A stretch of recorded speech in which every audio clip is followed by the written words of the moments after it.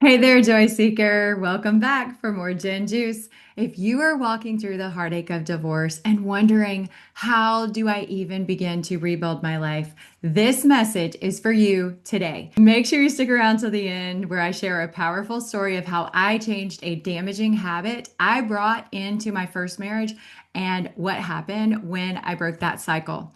And don't forget to hit that subscribe button if you want more real talk after divorce about healing, faith, and rebuilding your life with God's help. And if something you hear today resonates with you, please let me know in the comments. I read every one of them. I'm so grateful that you're here with me. Let me start with some very good news, okay? You are not stuck, my friend, and your past does not define your future, okay? That means the marriage that's now over, the relationship, maybe you have like a really toxic relationship with your ex. None of that has anything to do with your future. The science of neuroplasticity proves that your brain is wired for change. That means that your thoughts and your feelings and even your reactions can be rewired with intention and with practice. And you can literally build a better brain, one that works for you instead of against you. That is what I have learned how to do for myself, and I help other people do. And I am so excited to tell you about it today. Think of it like this: when you repeat a thought, you're walking a mental trail.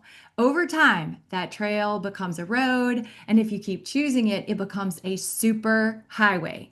That's how our automatic thoughts work, and eventually our habits are born. But here is the beautiful part. Listen up. You can choose different thoughts. As you learn to pay more attention to them and direct them, you can change your thoughts and rewire your brain. You can decide to build a new trail. That's what I do with my coaching clients. I help you stop reinforcing the painful thoughts or paths that you have created in your mind and start creating new ones. So, why is change so hard? That is the big question, right? We all know change is not easy. Why? Because our brain wants to keep us safe and alive. That means that we repeat the same patterns, even if they're uncomfortable, even if we're not happy with them, we stay safe. We repeat what we are familiar with because that makes us feel safe, even if we're miserable. So we stay in our same patterns. We repeat harmful thought loops, or we even stay in relationships when we should really move on. Relationships that harm us or no longer serve us. We stay. We repeat our old patterns. We hold on to toxic beliefs, and we even stay in unhealthy relationships or spiral in self doubt. Not because they're good for us, but because they're what we know. Have you ever said, I never thought I would be here? Maybe you're a single parent now or trying to rebuild your life after divorce, and you're asking, how did this become my life? Maybe you've said, I didn't choose this divorce. This isn't the life I planned. I know, friend, I have been there too. But the truth is, the way out of hell is often through it. Sometimes we don't change until the pain of staying the same outweighs our fear of changing. But you don't have to wait until you hit rock bottom. Okay, let me talk about how you can change right now. I'm going to walk you through 4 steps that I use with my coaching clients to create lasting transformational change in your life after divorce. Step number 1 is to be open to change. You don't have to have everything all figured out, friend. Just be willing to believe things could be different for you. That one shift creates the space that you need for transformation. Start by saying, what if there's a different way to think about this? All right. The second step is to be honest with yourself without judgment.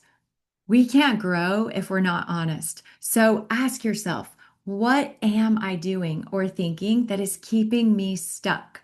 Where am I blaming someone else instead of taking ownership?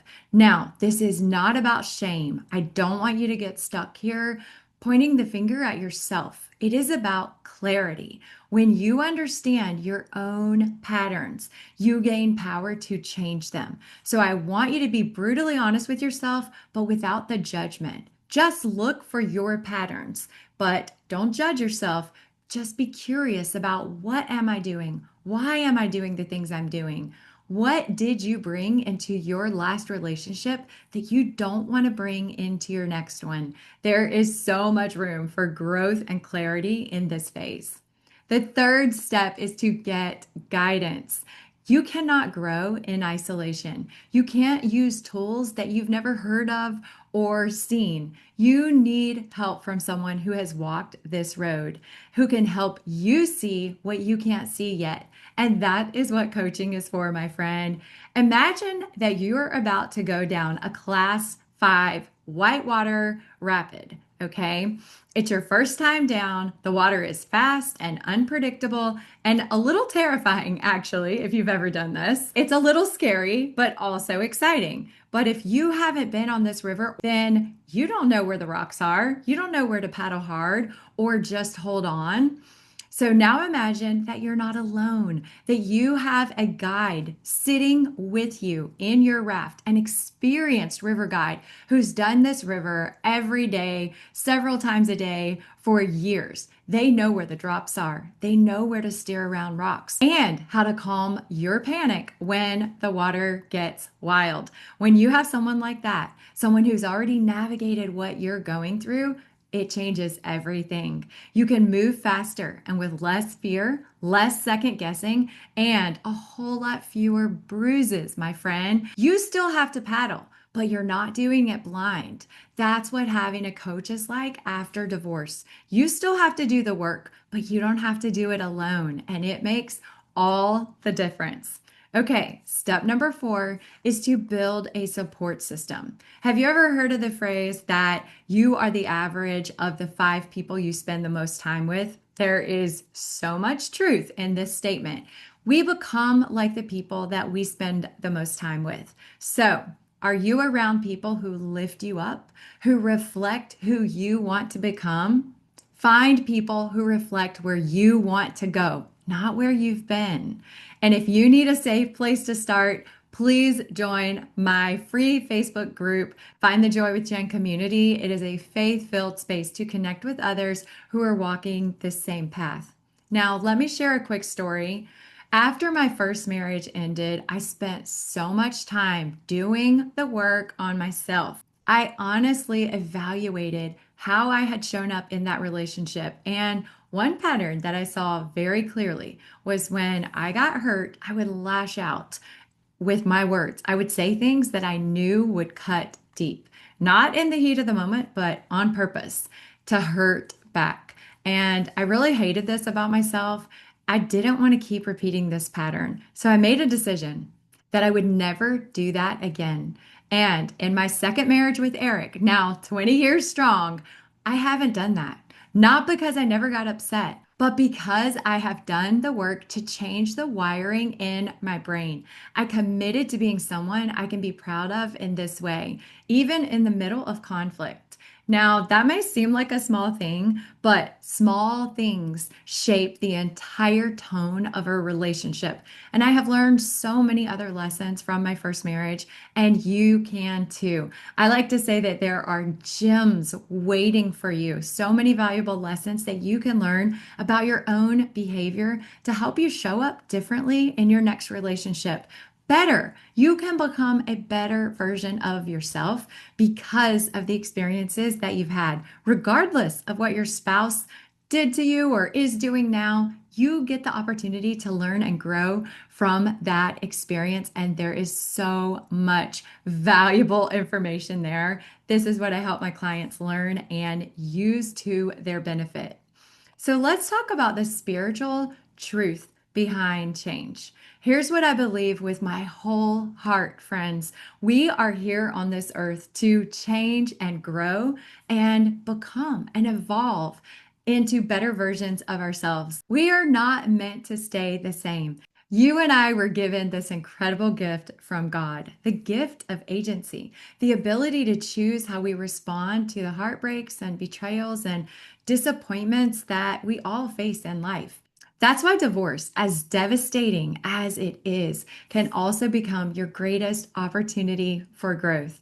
Not because it didn't hurt, but because you can choose to rise from those ashes. You can take what you have lived through and use it to build something more faithful, more resilient, more beautiful than you ever imagined for yourself, for your children, for your future posterity. One of my favorite scripture stories is the moment when Peter steps out of the boat to walk on the water. In Matthew chapter 14, the disciples see Jesus walking on the water, and Peter calls out, "If it be thou, bid me to come unto thee." And Jesus says, "Come." So Peter gets out of the boat and he starts walking on the water, doing something completely impossible until he notices the wind and the waves and he becomes afraid. And he starts to sink and he cries out, "Lord, save me." And immediately Jesus reaches out his hand and catches him.